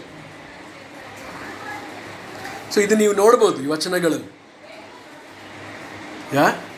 ಸೊ ಎಲ್ಲ ವಚನಗಳು ಓಕೆ ನಾವು ನೋಡ್ತೀವಿ. ಸೊ ಸಾರಾಂಶ ಏನು ಗೊತ್ತಾ? ಅದು ಮತ್ತಾಯಲ್ಲಿರ್ಬೋದು, ಮಾರ್ಕು, ಲೂಕು, ಯೋಹಾನ, ಇದರಲ್ಲಿ ಸಾರಾಂಶ ಎಲ್ಲ ಕಟ್ಟಕಡೆಗೆ ಹೋಗಿ ಎಲ್ಲ ದೇಶದ ಜನರನ್ನು ನನ್ನ ಶಿಷ್ಯರನ್ನಾಗಿ ಮಾಡಿ, ಆಮೇಲೆ ದೀಕ್ಷಾ ಸ್ನಾನ ಕೊಡ್ರಿ, ಆಮೇಲೆ ನಾನೇನೆಲ್ಲ ಉಪದೇಶ ಮಾಡಿದ್ದೀನಿ ಅವ್ರು ಕೈಗೊಳ್ಳುವ ಹಾಗೆ ಅವರಿಗೆ ಉಪದೇಶ ಮಾಡಿ. ಮಾರ್ಕಲ್ಲಿ ಏನು ಹೇಳುತ್ತೆ? ಇಡೀ ಪ್ರಪಂಚಾದಿಗೆ ಹೋಗಿ ನೀವು ಸುವಾರ್ತೆಯನ್ನು ನೀವು ಹಂಚ್ಕೊಳ್ರಿ, ಬ್ಯಾಪ್ಟಿಸಮ್ ಕೊಡ್ರಿ. ಲೂಕಲ್ಲಿ ಹೇಳುತ್ತೆ ನೀವು ಪ್ರಚಾರ ಮಾಡಿ ಮತ್ತು ಮಾನಸಾಂತರ ಮತ್ತು ಕ್ಷಮಾಪಣೆ ಬಗ್ಗೆ, ಪಾಪದ ಕ್ಷಮಾಪಣೆ ಬಗ್ಗೆ ನೀವು ಸುವಾರ್ತೆಯನ್ನು ಸಾರಿ. ಇಲ್ಲಿ ಯೋಹಾನದಲ್ಲಿ ನೀವು ನನಗೆ ರಾಯಭಾರಿಗಳಾಗಿರಿ, ನನ್ನನ್ನು ತಂದೆ ಹೇಗೆ ಕಳಿಸಿದರೆ ನಾನು ನಿಮ್ಮನ್ನು ಅದೇ ಥರ ಕಳಿಸ್ತೀನಿ ಅಂತ ಯೋಹಾನದಲ್ಲಿ ಯೇಸು ಕ್ರಿಸ್ತು ಹೇಳ್ತಾರೆ. ಓಕೆ, ಸೊ ಪವಿತ್ರಾತ್ಮನ ಶಕ್ತಿ ಹೊಂದಬೇಕು ಮತ್ತು ಇಡೀ ಪ್ರಪಂಚಕ್ಕೆ ಸಾಕ್ಷಿಗಳಾಗಿರಬೇಕು. ಸೊ ಯೇಸು ಕ್ರಿಸ್ತು 11 ಜನ ಕೇಳಿದ್ರಲ್ವ, ಇವಾಗ ನಾವು ಸುಮಾರು ಇಲ್ಲಿ ಒಂದು 20 ಜನ ಮೇಲೆ ಇದ್ವಿ, ಅಲ್ಲಿ 11 ಜನ ಇದ್ರು. ಯೇಸು ಕ್ರಿಸ್ತ ಅಲ್ಲಿ ಹೇಳುವಾಗ ಯೇಸು ಕ್ರಿಸ್ತರಿಗೆ ಫುಲ್ ಆ ಊರಲ್ಲಿ ಮಾತ್ರ ಅವರು ವಾರ್ತೆ ಗೊತ್ತಿರಬಾರ್ದು, ಇಡೀ ಪ್ರಪಂಚಕ್ಕೆ ಅದು ಸ್ಪ್ರೆಡ್ ಆಗಬೇಕು. ಇಡೀ ಪ್ರಪಂಚಕ್ಕೆ. ಓಕೆ, ಸ್ವಾರ್ತೆ ಇಡೀ ಪ್ರಪಂಚಕ್ಕೆ ಹಂಚಲ್ಪಡಬೇಕು. ಇದು ಯೇಸು ಕ್ರಿಸ್ತುವಿನ ಕನಸಾಗಿತ್ತು. ಯೇಸು ಕ್ರಿಸ್ತು ಮಾಡಿದ್ದು ಎಲ್ರಿಗೂ ಗೊತ್ತಾಗಬೇಕು. ಓಕೆ, ಸೊ ಇವತ್ತು ಫಲ ಭಾಳ ಇದೆ, ಕೆಲಸಗಾರರು ಕಡಿಮೆ ಇದ್ದಾರೆ ಅಂತ ವಚನ ಹೇಳುತ್ತಲ್ವಾ. ಅಂದರೆ ಏನು? ಪ್ರತಿಯೊಬ್ಬರು ನಾವಿಲ್ಲಿರೋರು ನಮ್ಮದೇ ಆದ ಪ್ರಕಾರ, ನಮ್ಮದೇ ಆದ ಶೈಲಿಯಲ್ಲಿ ನಾವು ಸುವಾರ್ತೆಯನ್ನು ಸಾರಬೇಕು. ಓಕೆ, ಸೊ ಭಾರತದಲ್ಲಿ ನಾವು ನೋಡುವಾಗ 1988 ಬೆಂಗಳೂರಲ್ಲಿ ಒಂದು ಸಭೆ ಸ್ಟಾರ್ಟ್ ಆಯಿತು. ಸುಮಾರು ಒಂದು 14 ಜನ ಪ್ರಾರಂಭಿಸಿದ್ರು. ಓಕೆ, ಇವಾಗ ಒಂದು ಸಭೆಯಿಂದ ಸುಮಾರು 65 ಸಭೆಗಳಿತ್ತು. ಒಂದು ದೇಶದಿಂದ ಇಲ್ಲಿ ಸುಮಾರು 5 ದೇಶಕ್ಕೆ ವ್ಯಾಪಿಸಿದೆ. ಓಕೆ, ಸೊ ಯೋಚನೆ ಮಾಡಿ ನೋಡಿ, ಅಂದರೆ ನಮ್ಮ ಸುವಾರ್ತೆಗೆ ಎಷ್ಟೊಂದು ಶಕ್ತಿ ಇದೆ.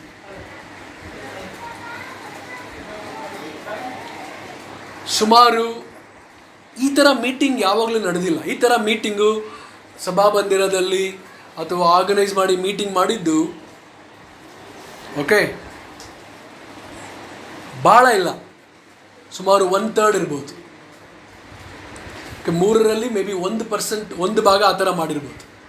ಅದು 2ರಿಂದ 3 ಭಾಗ ಇದು informal preaching, informal good news share ಮಾಡೋದು. ಅಂದರೆ ಏನು? ಯಾರೆಲ್ಲ ಹೋಗ್ತಾರೆ ಅವ್ರು ಬರೀ ಬಾಯಿ ಮಾತಿನಿಂದ ಸುವಾರ್ತೆ ಸಾರೋದು. ನೀವು ಅದೇ ನೋಡುವಾಗ ಅಪೊಸ್ತಲರ 8ರಲ್ಲಿ ಏನಾಯಿತು? ಅಲ್ಲಿ ಪರ್ಸಿಕ್ಯೂಷನ್ ಆಯಿತು, ಹಿಂಸೆ ಸ್ಟಾರ್ಟ್ ಆಯಿತು. ಅವಾಗ ಶಿಷ್ಯರೆಲ್ಲ ಚದುರಿ ಹೋದರು ಅಂತ ವಚನ ಹೇಳ್ತು. ಅಂದರೆ ಚದುರಿ ಹೋದರು, ಎಲ್ಲ ಹೋದರೂ ಅಲ್ಲಿ ಅವರು ಸುವಾರ್ತೆಯನ್ನು ಹಂಚ್ಕೊಂಡ್ರು. ಸೊ ಆವಾಗಲೇ ಸಮಾರ್ಯದಲ್ಲಿ ಎಲ್ಲ ಕಡೆ ಹೋಗಿ ಸುವಾರ್ತೆ ಹರಡ್ತು. ಓಕೆ, ಸುಮಾರು ಸಮಯದಲ್ಲಿ ನಾವು ಅನ್ಕೊತೀವಿ ಈ ಥರ ನಾವು ಮೀಟಿಂಗ್ ಮಾಡಿ ಜನರಿಗೆ ಸುವಾರ್ತೆಯನ್ನು ಹೇಳಬೇಕು. ಅವಶ್ಯಕತೆ ಇಲ್ಲ. ನೀವು ಹೋಗಿ ನಿಮ್ಮ ಜೀವನವನ್ನು ಹಂಚ್ಕೋಬೇಕು, 1 to 1. ಆಮೇಲೆ ಯೇಸು ಕ್ರಿಸ್ತ ನಿಮಗೆ ಏನು ಮಾಡಿದ್ದಾರೆ ಅಂತ ಹಂಚ್ಕೊಂಡ್ರು. ಇದೇ ಸುವಾರ್ತೆ. ಓಕೆ, ಎಲ್ಲರನ್ನು ಮೀಟಿಂಗ್ ಕರೆದು ಪ್ರೀಚ್ ಮಾಡಬೇಕು ಅಂತ ಅಲ್ಲ. ಈ ಥರ ಮಾಡಿದ್ದು ಭಾಳ ಕಡಿಮೆ ನೀವು ನೋಡುವಾಗ. ಓಕೆ, ಬೈಬಲಲ್ಲಿ ನೋಡುವಾಗ. ಯಾ, ಸೊ ಥಿಂಕ್ ಅಬೌಟ್ ಇಟ್. ಏನೋ ದೇವರು ನಮ್ಮ ಜೊತೆಲಿದ್ದಾರೆ. ದೇವರು ನಮ್ಮನ್ನು ಆರಿಸಿದರು. ತಾಯಿಯ ಗರ್ಭದಲ್ಲಿ ನಮ್ಮನ್ನು ಆರಿಸಿದರು. ದೇವರು ನಮ್ಮನ್ನು ಕರೆದಿದ್ದಾರೆ ರಾಯಭಾರಿ ಆಗಿರಲಿಕ್ಕೆ. ಅಂದರೆ ನಾವು ಸುವಾರ್ತೆಯನ್ನು ಇಟ್ಕೊಂಡು ಹಾಗೆ ಇರಬಾರ್ದು. ಏನೆಲ್ಲ ನಮಗೆ ಅವಕಾಶಗಳು ಸಿಗುತ್ತೆ ಅವಾಗ ನಾವು ವೇಟ್ ಮಾಡ್ತಾ ಇರಬೇಕು. ಪವಿತ್ರಾತ್ಮ ಹೇಳ್ತಾರೆ, ಓಕೆ ಆ ಬಸ್ಸಲ್ಲಿ ನೀನು ಕುಂತಿದೆಯಲ್ಲ, ನಿನ್ನ ಪಕ್ಕದಲ್ಲಿ ಕುಂತಿದ್ದಾರೆ, ಅವ್ರ ಹತ್ರ ಮಾತಾಡು. ಅವಾಗ ಪವಿತ್ರಾತ್ಮ ನಿಮ್ಮ ಕಿವಿಯಲ್ಲಿ ಹೇಳ್ತಾರೆ, ಅವಾಗ ನೀವು ಕೇಳಿಸ್ಕೋಬೇಕಲ್ವಾ? ಕೇಳಿಸ್ಕೋಬೇಕು, ಸೂಕ್ಷ್ಮವಾಗಿರಬೇಕು. ಓಕೆ, ನಾವು ಬ್ಯಾಪ್ಟಿಸಮ್ ತಗೊಂಡಿದ್ದೀವಿ. ನಮ್ಮ ಒಳಗಡೆ ಯಾರಿದ್ದಾರೆ? ಪವಿತ್ರಾತ್ಮರು, ವ್ಯಕ್ತಿ ಇದ್ದಾರೆ. ವ್ಯಕ್ತಿ ಅಂದರೆ ಪರ್ಸನ್, ಅವರಿದ್ದಾರೆ ನಮ್ಮ ಜೊತೆ. ಅವರು ನಮಗೆ ಹೇಳ್ತಾರೆ. ಓಕೆ, ನಮ್ಮ ಕಿವಿ ಸೂಕ್ಷ್ಮವಾಗಿದ್ದರೆ ನಾವು ಕೇಳಿಸ್ಕೊತೀವಿ. ಇವಾಗ ಈ ಗುಂಪಲ್ಲಿ ಎಲ್ಲರೂ ಮಾತಾಡ್ತಾರೆ.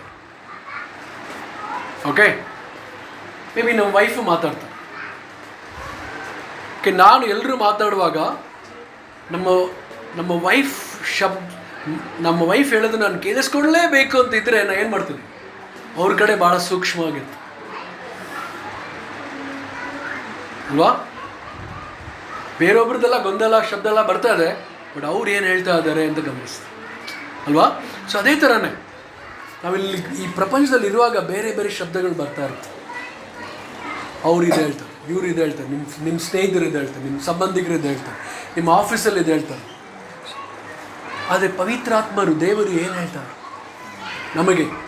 ನಮಗೇನು ಮಾಡಬೇಕು ಅಂತವ್ರೆ ನಾವು ಸೂಕ್ಷ್ಮವಾಗಿ ಗಮನಿಸಿದ್ರೆ ನಾವು ಅದನ್ನು ಆ ವಾಯ್ಸ್, ಆ ಶಬ್ದವನ್ನು ಕೇಳಿಸ್ಕೊಂಡಿಲ್ಲ ಅಂದರೆ ಏನು ಮಾಡ್ತೀವಿ? ಅವ್ರು ಹೇಳಿದ್ದೆ ಪವಿತ್ರಾತ್ಮ ಅಂತ ಹೇಳಿ ಮಾಡೋಕ್ಕೆ ಶುರು ಮಾಡಿ. ಸೊ ನೀವು ಗಮನಿಸಿದ್ರೆ ಶಿಷ್ಯರು ವೆಯ್ಟ್ ಮಾಡಿ ಪವಿತ್ರಾತ್ಮ ಹೇಳಿದ ಪ್ರಕಾರ ಮಾಡೋದು. ಅದಕ್ಕೆ ಅವ್ರಿಗೆ ಇಡೀ ಪ್ರಪಂಚಾದ್ಯಂತ ಸುವಾರ್ತೆ ಸಾರಕ್ಕೆ ಸಹಾಯ ಆಯಿತು. ನೀವು ಅವಾಗ ಆದ್ಮೇಲೆ ನೋಡಿ, ನಾವು ಈ 3 ತಿಂಗಳು ಅಪೊಸ್ತಲರ ಕೃತಿಗಳ ಬಗ್ಗೆ ನಾವು ಕಲಿತೀವಿ, ಹೇಗೆ ಪವಿತ್ರಾತ್ಮರು ಒಂದೊಂದಾಗಿ ಹೇಗೆ ನಡೆಸಿದ್ರು ಅಂತ ನಾವು ನೋಡ್ತೀವಿ. ಓಕೆ, ಸೊ ನಾನು ನಿಮಗೇನೋ ಹೇಳಿದ್ದೇನೆಂದರೆ, ಪ್ರಾರ್ಥನೆ ಮಾಡಿ, ದೇವರೇ ಪವಿತ್ರಾತ್ಮರೇ, ಇವತ್ತು ನನಗೆ ಹೊಸ ದಿನವನ್ನು ಕೊಟ್ಟಿದ್ದೀರಿ, ನನಗೆ ನೀವೇನು ಹೇಳ್ತೀರಿ? ಇವತ್ತು ನೀವು ನಮಗೆ ಏನು ಮಾಡಬೇಕಂತ ನೀವು ಬಯಸ್ತೀರಿ, ಎಲ್ಲಿಗೆ ಹೋಗ್ಬೇಕಂತ ನೀವು ಹೇಳ್ತೀರಿ, ಕೇಳಿ ಆತ. ಪವಿತ್ರಾತ್ಮ ಯಾರಿಗೂ ಬಲವಂತ ಮಾಡಲ್ಲ. ನೀವು ಕೇಳಿದ್ರೆ ಅವ್ರು ಹೇಳ್ತಾರೆ, ಬಟ್ ಬಲವಂತ ಯಾರಿಗೂ ಮಾಡಲ್ಲ. ನಾವು ಪವಿತ್ರಾತ್ಮರಿಂದ ನಡೆಸಲ್ಪಟ್ರೆ ಖಂಡಿತವಾಗ್ಲೂ ಈ ಭೂಮಿ ಮೇಲೆ ಹುಟ್ಟಿದ್ದಕ್ಕೆ ನಾವು ಸಾರ್ಥಕ ಆಗ್ತದೆ. ಯಾಕಂದರೆ ಒಂದೊಂದು ದಿನ ಅವ್ರು ಹೇಳ್ದಂಗೆ ಮಾಡ್ತಾ ಇದ್ರೆ ಏನಾಯಿತು? ದೇವರ ಚಿತ್ತ ನಮ್ಮ ಜೀವನದಲ್ಲಿ ನೆರವೇರುತ್ತೆ. ಇಲ್ಲಾಂದರೆ ನಾವೇನು ಮಾಡಬೇಕು ಅದು ಮಾಡ್ತಾ ಇರ್ತೀವಿ, ಜೀವನ ವೇಸ್ಟ್ ಆಗುತ್ತೆ, ಸಾರ್ಥಕ ಆಗಲ್ಲ. ಸೊ ಅದಕ್ಕೋಸ್ಕರ ನಾವು ಪ್ರತಿಯೊಬ್ಬರು ಪವಿತ್ರಾತ್ಮರಿಂದ ನಡೆಸಲ್ಪಡೋಣ. ಆಮೇಲೆ ಧನ್ಯವಾದಗಳು. ಪ್ರೀತಿಯ ಸಹೋದರರೇ, ಇವತ್ತು ಈ ಸಮಯದಲ್ಲಿ ನಾವು ಕರ್ತನ ಭೋಜನ ಪಾಲ್ಗೊಳ್ಳೋಣ. ನಮ್ಮ ದೃಷ್ಟಿಯೆಲ್ಲ ಯೇಸುವಿನ ಶಿಲುಬೆ ಮೇಲೆ ಕೇಂದ್ರೀಕರಿಸೋಣ. ಯಾಕೆಂದರೆ ಪ್ರತಿ ವಾರ ನಾವು ಕರ್ತನ ಭೋಜನ ತೆಗೆದುಕೊಳ್ತಾ ಇದ್ದೀವಿ.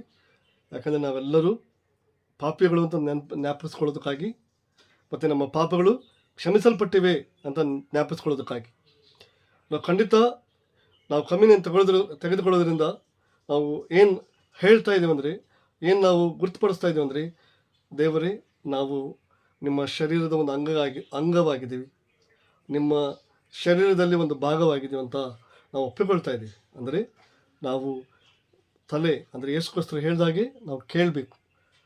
ನಾವು ಯಾಕೆ ಕೇಳಬೇಕು? ಅವರ ಒಂದು ಅದ್ಭುತವಾದ ಕಾರ್ಯವನ್ನು ಮಾಡಿದ್ದಾರೆ. ನಾವು ಹಳೆ ಒಡಂಬಡಿಕೆಯಲ್ಲಿ ನೋಡುವುದಾದರೆ ಜನಗಳು ದೇವ್ರ ಮಾತನ್ನು ಕೇಳ್ತಾಯಿದ್ರು. ಅಂದರೆ ದೇವರು ಏನು ಹೇಳ್ತಾರೆ, ಏನೆಲ್ಲ ಹೇಳಿಕೊಟ್ರು, ಡೈರೆಕ್ಟಾಗಿ ದೇವರು ಪ್ರವಾದಿಗಳ ಮೂಲಕ ಜನರೊಂದಿಗೆ ಮಾತಾಡ್ತಾಯಿದ್ರು. ಆದರೆ ನಾವೆಲ್ಲ ಹೇಗಿದ್ದೀವಿ ಅಂದರೆ ಅದು ಸರಿಯಾಗಿ ತೊಗೊಂಡಿಲ್ಲ. ನಾವೇನು ಮಾಡಿದ್ವಿ, ನಮಗೆ ರಾಜ ಬೇಕು, ಬೇರೆ ರಾಜ್ಯಗಳಲ್ಲಿ ಒಬ್ಬ ರಾಜ ಇದ್ದಾನೆ, ನಾವು ಒಬ್ಬ ಮನುಷ್ಯ ನಮ್ಗೆ ಕಾಣಬೇಕು, ಆ ರಾಜ ನಮಗೆ ಬೇಕು ಅಂತ ಬೇಡ್ಕೊಂಡ್ರು. ಆದರೆ ಸ್ಯಾಮ್ಯುಯಲ್ಗೆ ಬಹಳ ನೋವಾಯಿತು. ಅವರು ದೇವ್ರ ಹತ್ರ ಈ ಮನವಿಯನ್ನು ಇಡುವಾಗ ದೇವ್ರು ಹೇಳಿದ್ರೆ ಅವ್ರು ಕೇಳ್ತಾ ಇದ್ರೆ ಕೊಟ್ಬಿಡು.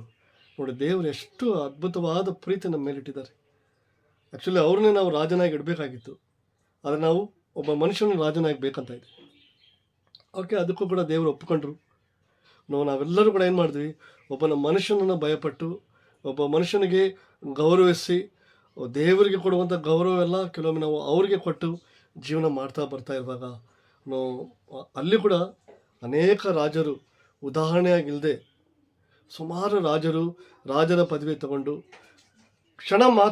ಕೆಲವು ದಿನಗಳು ಮಾತ್ರ ಚೆನ್ನಾಗಿ ಜೀವನ ಮಾಡಿ ಕಡೆ ದಿವಸದಲ್ಲಿ ಅವರು ಉದಾಹರಣೆಗೆ ಇರಲಿಲ್ಲ. ನಾವೆಲ್ಲ ಓದಿರ್ಬೋದು ಇದೆಲ್ಲ. ಆದರೆ ದೇವರಿಗೆ ಬಹಳ ನೋವಾಗ್ತಾ ಇದೆ. ಯಾಕೆ? ರಾಜ ಬೇಕಂದ್ರೂ ರಾಜ ಕೊಟ್ಟಿದ್ದೀವಿ, ರಾಜರು ಕೂಡ ಸರಿಯಿಲ್ಲ, ಪ್ರಜೆ ಕೂಡ ಉದಾಹರಣೆಗಿಲ್ಲ, ಪಾಪದ ಮೇಲೆ ಪಾಪ, ಸಿನ್ ಮೇಲೆ ಸಿನ್. ಸುಮಾರು ಪ್ರವಾದಿಗಳನ್ನು ಕಳಿಸ್ಕೊಟ್ರು, ಸುಮಾರು ರಾಜರು ಕಳಿಸ್ಕೊಟ್ರು. ಆದರೂ ನಾವು ದೇವರ ಪ್ರೀತಿಯನ್ನು ಸರಿಯಾಗಿ ಅರ್ಥ ಮಾಡ್ಕೊಳ್ಳದೆ ಹೋಗ್ಬಿಟ್ವಿ. ನಾವು ಕೊನೆಗೆ ಒಂದು ರಾಜನ ದೇವರು ಕಳಿಸ್ಕೊಟ್ರು, ಅವರು ಬಂದ್ಬಿಟ್ಟು ಯೇಸುಕ್ರಿಸ್ತರು.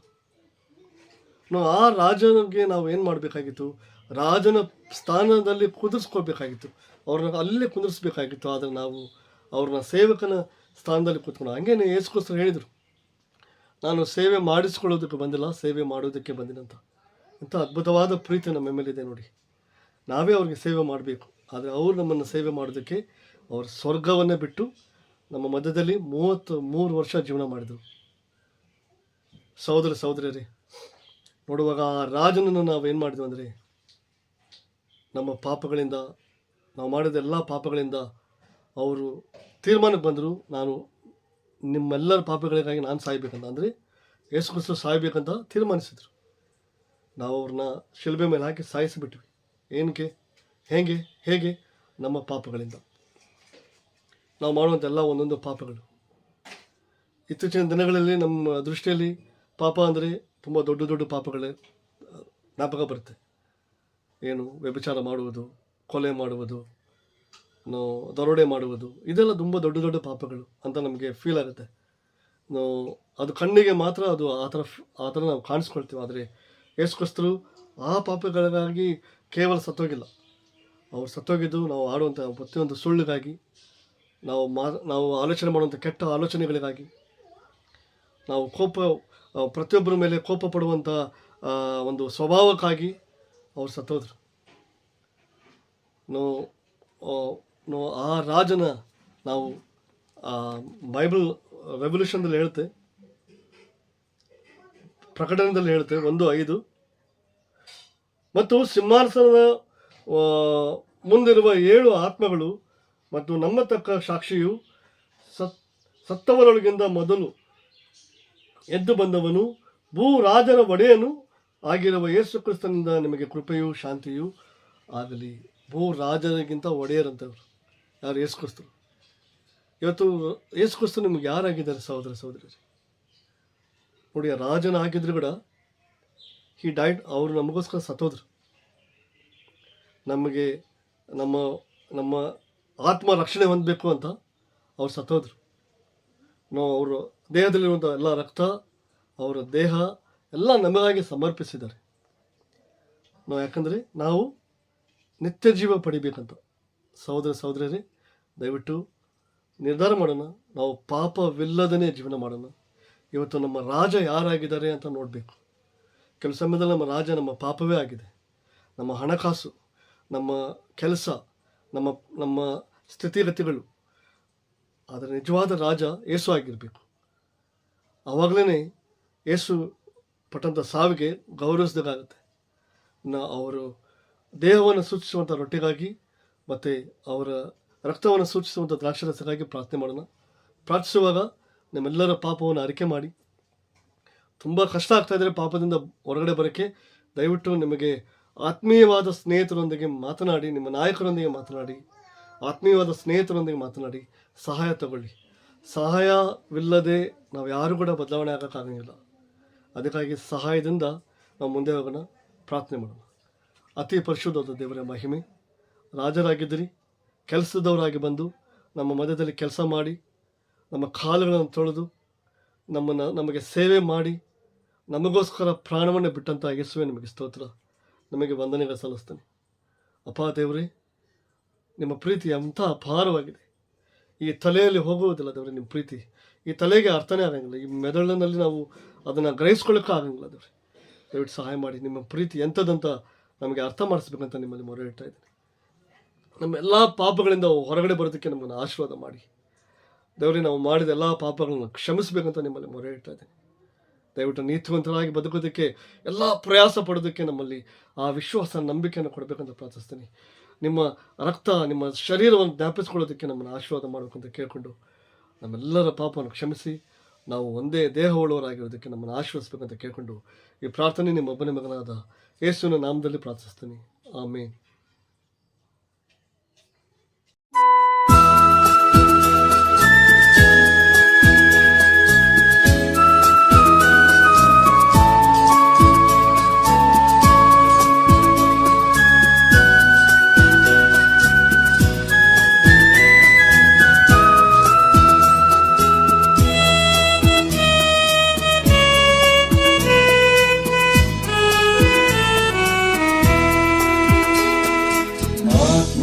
ಆತ್ಮಸ್ವರೂಪನೇ, ಪ್ರಿಯ ಆತ್ಮಸ್ವರೂಪನೇ,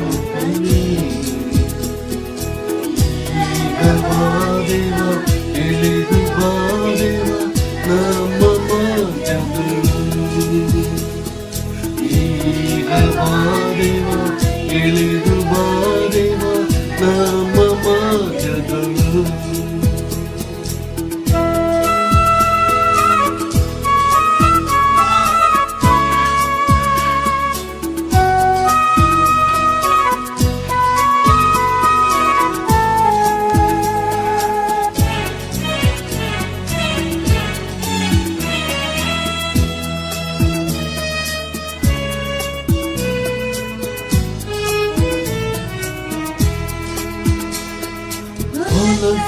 ಕೆಸರಿನಿಂದ ನನ್ನನ್ನು ರಕ್ಷಿಸಿರಿ. ಮನಸಾದ ಕೆಸರಿನಿಂದ ನನ್ನನ್ನು ರಕ್ಷಿಸಿರಿ.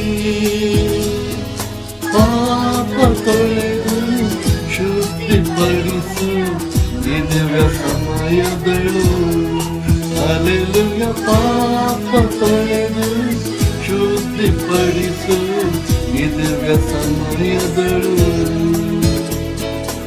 ಆತ್ಮಸ್ವರೂಪನೇ ಪ್ರಿಯ ಆತ್ಮಸ್ವರೂಪನೇ ಈಗ ಬಾದೇವ ಇಳಿದು ಬಾದೇವ ನಮ್ಮ ಮಧ್ಯದಳು. ಈಗ ಬಾದೇವ ಇಳಿದು ಬಾದೇವ ನಮ್ಮ ಮಧ್ಯದಳು.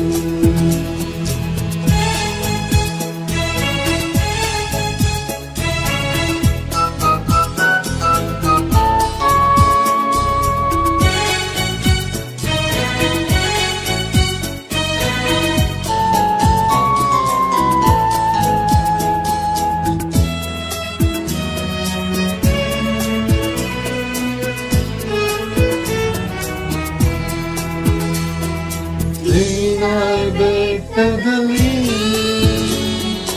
ಎಳೆದು ಬಂದವನೇ, ಸೀನಾಯಿ ಬೆಟ್ಟದಲ್ಲಿ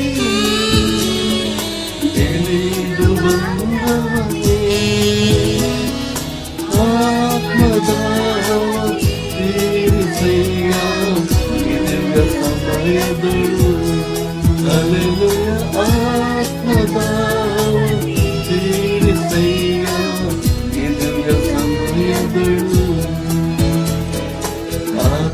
ಆತ್ಮಸ್ವರೂಪನೇ ಪ್ರಿಯ ಆತ್ಮಸ್ವರೂಪನೇ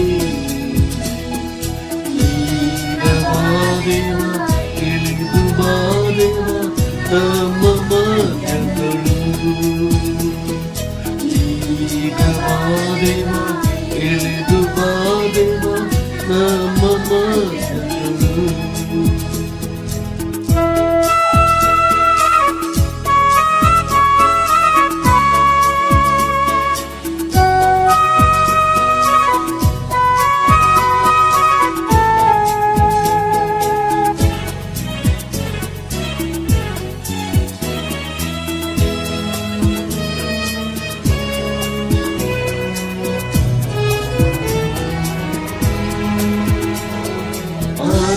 ಆತ್ಮನವರಗಳಿಂದ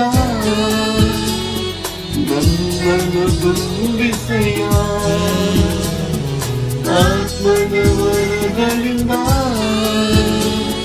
ನನ್ನನ್ನು ತುಂಬಿಸೆಯ. ಎದ್ದು ನಿಂತುಕೊಂಡು ಅಭಿಷೇಕ ಮಾಡೆಯ ಈ ದಿವ್ಯ ಸಮಯದಳು. ಹಲ್ಲೆಲೂಯಾ. ಎದ್ದು ನಿಂತುಕೊಂಡು ಅಭಿಷೇಕ ಮಾಡೆಯ ಈ ದಿವ್ಯ ಸಮಯದಳು. ಆತ್ಮಸ್ವರೂಪನೇ ಪ್ರಿಯ ಆತ್ಮಸ್ವರೂಪನೇ ಈಗ ಬಾದೇವ ಇಳಿದು ಬಾದೇವ ನಮ್ಮ ಮಧ್ಯದಳು. ಈಗ ಬಾದೇವ ಇಳಿದು ಬಾದೇವ ನಮ್ಮ ಮಧ್ಯದಳು.